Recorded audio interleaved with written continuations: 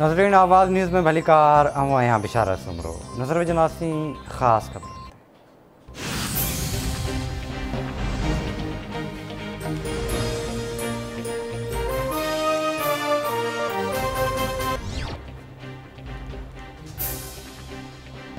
हथियारबंद फ़ौज के सियासी ॻाल्हियुनि में ॻेलण की कोशिश कई पई वञे। कुछ सियासी अॻुवान फ़ौज ऐं इदारे की क़यादत बाबति ॻाल्हाए रहिया आहिनि। बिना तस्दीक थियल ऐं चिड़ ॾियारींदड़ बयान इंतहाई नुक़सानकार आहिनि। उम्मीद आहे त सभु कानून की पासदारी कंदा। फ़ौज के मुल्क के बेहतरीन मफ़ाद में सियासी ॻाल्हियुनि खां परे रखियो वञे। फ़ौज के गैर कानूनी अमल में शामिल करण खां सख़्ती सां मना आहे। फ़ौज की आला क़यादत बाबति मुख़्तलिफ़ हवालनि सां ॻाल्हियूं कई पियूं वञनि। ISPR जो बयान।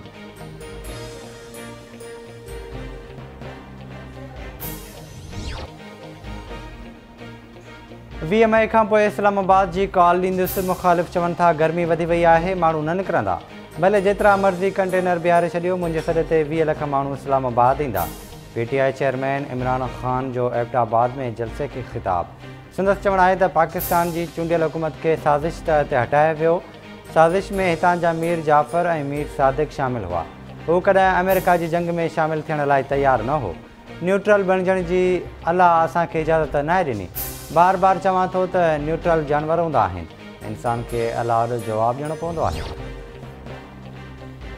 वज़ीर आज़म शहबाज शरीफ़ इमरान ख़ान जी एबटाबाद वारे ख़िताब के पाकिस्तान ख़िलाफ़ साज़िश करार ॾेई छॾियो। इमरान ख़ान मुल्क में घरू वेढ़ करणु चाहे थो, संदसि साज़िश के चिथे छॾींदासीं। इमरान नियाज़ी अॼु जे दौर जो मीर जाफ़र ऐं मीर सादिक आहे। मुल्क के इराक़ ऐं लिबिया बणाइणु चाहे थो। इमरान नियाज़ी जंहिं थाली में खाधो उन में ई सुराग करणु चाहे थो। नियाज़ी के हिटलर बणजण न ॾींदासीं। एबटाबाद में आइन पाकिस्तान के आइन ऐं क़ौमी इदारनि खे चैलेंज कयो वियो। कार्रवाई कई वेंदी।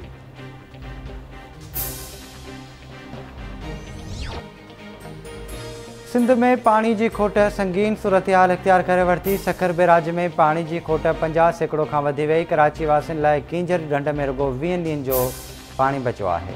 सखर गुडो ऐं कोटली बैराज वटि पानी की खोट सबबान ऐं केनाल्स के पानी की फराहमी बंद। फसलन के सख्त नुक़सान पहुचण जो ख़दशो, आबादगार परेशान। आपाइशी अमलदारनि जो चवणु आहे त मथांनि वारनि इलाइक़नि में बरसातूं न पवण सबबि ज़राई पाणी सां गॾु पीअण जे पाणी जो बि बहरान पैदा थी सघे थो।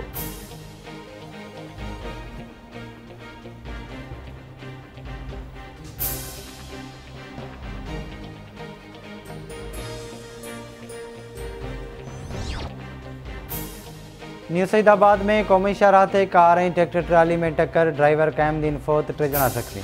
पुलिस फ़ौती जो लाश ऐं ज़ख़्मियुनि खे खणाए अस्पताल पहुचायो। सरहद में क़ौमी शाहराह ते ट्रालर ऐं ट्रैक्टर ट्राली में टक्कर, ट्रैक्टर ड्राइवर ईद गुल पठान फ़ौत थी वियो। फ़ौती जो लाश अस्पताल मुंतक़िल।